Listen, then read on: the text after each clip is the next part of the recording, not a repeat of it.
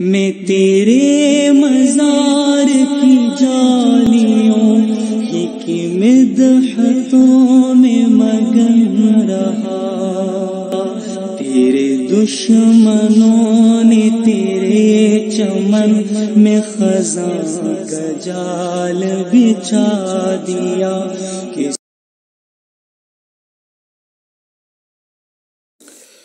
بسم اللہ الرحمن الرحیم، نحمدہ ونصلی ونسلم علی رسولہ الکریم، اما بعد۔ محترم ناظرین، آج ہم ایک دفعہ پھر تریاقل قلوب چینل پر حاضر ہوئے ہیں، جس میں ہم دیکھیں گے کہ مفتی طارق مسعود صاحب کے ہاتھوں اس کے ایڈمن کی، تریاقل قلوب کے ایڈمن جری اللہ کی ذلت و رسوائی اور بد زبانی کا انجام۔ تو آئیے دیکھتے ہیں کہ یہ تریاقل قلوب کا ایڈمن کیا کہنا چاہتا ہے مفتی صاحب کو، اور ان کی طرف سے کیا جواب ہونا چاہیے۔ کہ یہ جو اللہ نے کہا نا کہ محمد صلی اللہ علیہ وسلم اگر ایک بات بھی ہماری طرف جھوٹی منسوب کرتے تو ہم یہ کرتے۔ یہ مفتی یار عجیب، یہ اس نے اس دن بھی یہ بات کی تھی کہ ایک بات بھی جھوٹی منسوب کرتے۔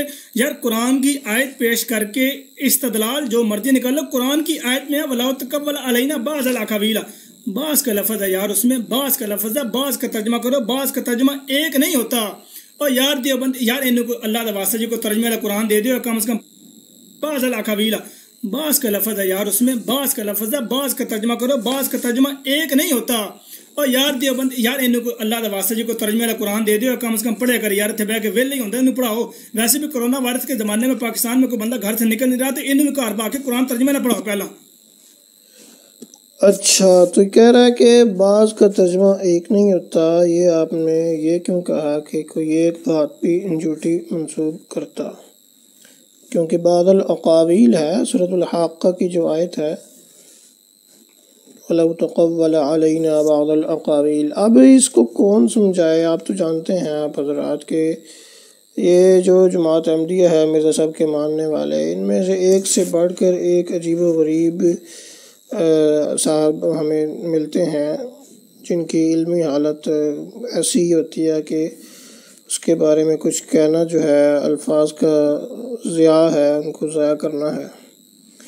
تو بہرحال اب یہ جو کہہ رہے ہیں کہ اب ان کو کیسے بتایا جائے کہ یہ جو بعض کا لفظ ہے جمع کی طرف مضاف ہو رہا ہے، بعض الاقاویل قول سے ہے، جمع ہے، یہ باتوں میں سے بعض کوئی ایک بات، جیسا کہ جمع کوئی جماعت بیٹھی ہو، ان میں سے کہا جائے کہ کوئی شخص آ جائے تو ایک ہی مراد ہوگا یار۔ یہ کہہ رہا نہیں ان کو کوئی ترجمے والا قرآن پڑھائے، یہ وہ۔ چلیں دیکھتے ہیں کہ آپ کے مرزا بشیر الدین محمود صاحب نے کیا ترجمہ کیا ہے۔ جی تو ناظرین، یہ ہمارے سامنے موجود ہے الاسلام.org، جو قادیانیوں کی آفیشیل ویب سائٹ ہے، تفسیر صغیر۔ یہ دیکھیں مرزا بشیر الدین محمود احمد صاحب جو ان کے دوسرے گدی نشین تھے، اس کا تھوڑا سا تعارف ہے۔ تو آئیے دیکھتے ہیں، اس کو آن لائن کھولتے ہیں۔ اس کا صفحہ نمبر ہے 770۔ یہ ہم اس پر جا رہے ہیں 770 صفحے پر۔ یہ ہمارے سامنے کھل گیا ہے صفحہ نمبر 770۔ یہ دیکھیں وہی آیت ہے، وَلَوْ تَقَوَّلَ عَلَيْنَا بَعْضَ الْأَقَاوِيلِ۔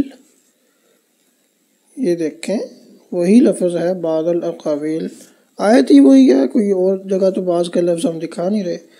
کیا ترجمہ کیا ہے؟ اور اگر یہ شخص ہماری طرف جھوٹا الہام منسوب کر دیتا، جھوٹا الہام، کوئی جمع نہیں، کئی الہام، بس واحد کا صیغہ استعمال کیا ہے، اور اسی پر بس نہیں کیا، لکھا ہے خواہ ایک ہی ہوتا، خواہ ایک ہی ہوتا۔ اب یہ خواہ ایک ہی ہوتا، یہ کس کا ترجمہ ہے جری اللہ صاحب؟ یہ ہمیں آپ بتا سکتے ہیں؟ باتیں بنانی ویسے تو آپ کو بڑی آتی ہیں، اور انٹرٹینمنٹ آپ کے چینل پر اچھی ہوتی ہے، یہ ایک ہی ہوتا، یہ کس کا ترجمہ ہے سوائے اس کے کہ بعض الاقاویل کے؟ ٹھیک ہے، تو یہ آپ بتا دیں، کیا کہتے ہیں آپ اس کے بارے میں، کیا رائے ہے؟ یہ دیکھیں باقی صفحہ. اس کے علاوہ یہ تو پرانا ایڈیشن ہے، آپ کو میں نیا ایڈیشن بھی دکھاتا ہوں جو اب چھپا ہے. تو یہ نیا ایڈیشن ہے تفسیر صغیر، اور اس کا صفحہ نمبر 962 ہے. اس میں بھی آپ دیکھ سکتے ہیں کہ کیا ترجمہ ہے، خواہ ایک ہی ہوتا، ایک ہی الہام ہوتا. بعض کا لفظ ہے یار، اس میں بعض کا لفظ ہے، بعض کا ترجمہ کرو، بعض کا ترجمہ ایک نہیں ہوتا. اور یار دیوبند یار انہوں کو اللہ دا واسطہ جی کو ترجمے والا قرآن دے دو، کم از کم پڑھے کر یار، اتنے بہ کے ویل نہیں ہوتا، انہوں پڑھاؤ. ویسے بھی کرونا وائرس کے زمانے میں پاکستان میں کوئی بندہ گھر سے نکل نہیں رہا، تو انہوں بھی گھر با کے قرآن ترجمے نہ پڑھاؤ. پہلا بعض کا ترجمہ ایک نہیں ہوتا. اور یار دیوبند یار انہوں کو اللہ دا واسطہ جی کو ترجمے والا قرآن دے دو، کم از کم پڑھے کر یار، اتنے بہ کے ویل نہیں ہوتا، انہوں پڑھاؤ. مرزا بشیر الدین محمود. ویسے بھی کرونا وائرس کے زمانے میں پاکستان میں کوئی بندہ گھر سے نکل نہیں رہا، تو انہوں بھی گھر با کے قرآن ترجمے نہ پڑھاؤ. پہلا مرزا بشیر الدین محمود کی بات کر رہے ہیں نا آپ.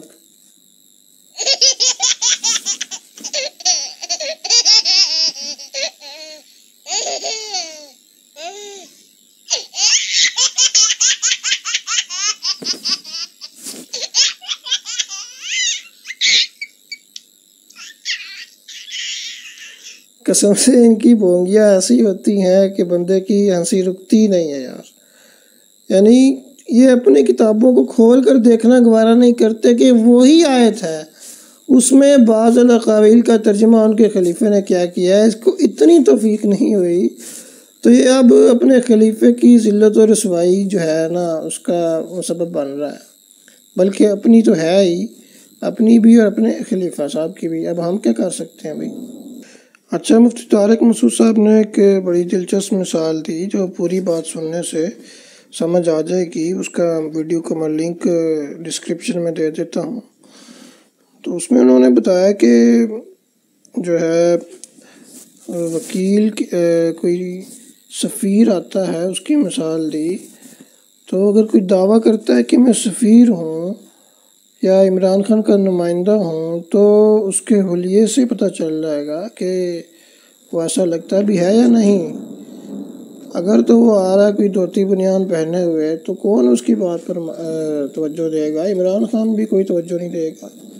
لیکن اگر کوئی ویل ایجوکیٹڈ آدمی لگ رہا ہو تو پھر عمران خان بھی اس کی تردید کرے گا. بہرحال وہ پوری مثال آپ سنیں گے تو واضح ہو جائے گا.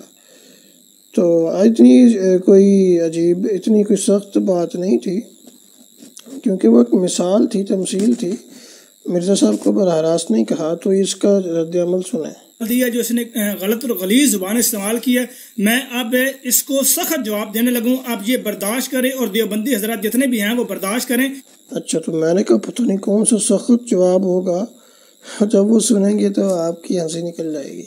اب میں اس کو یہ کہتا ہوں کہ مفتی صاحب تسی کہندے ہو نا کہ اگر ایک بندہ جناب پینٹ کوٹ پا کے آوے تو پینٹ کوٹ پا کے آکھے جی مینوں عمران خان نے بھیجا ہے، تو عمران خان نے بھی واقعی کہے گا کہ یار واقعی اس بندے کا جو گیٹ اپ ہے وہ سفیروں والا ہی ہے، تو اس لیے وہ تردید کرے گا کہ جناب نہیں میں نہیں بھیجا. اور ایک بندہ کچے بیان میں جناب جائے اور وہ کہے کہ مجھے عمران خان نے بھیجا، تو لوگ اس کو کہیں گے نہیں عمران خان کو تو اس کو وہ جواب دینے کی ضرورت نہیں ہوگی، وہ کیونکہ میں جواب دوں گا یہ مشہور ہو جائے گا.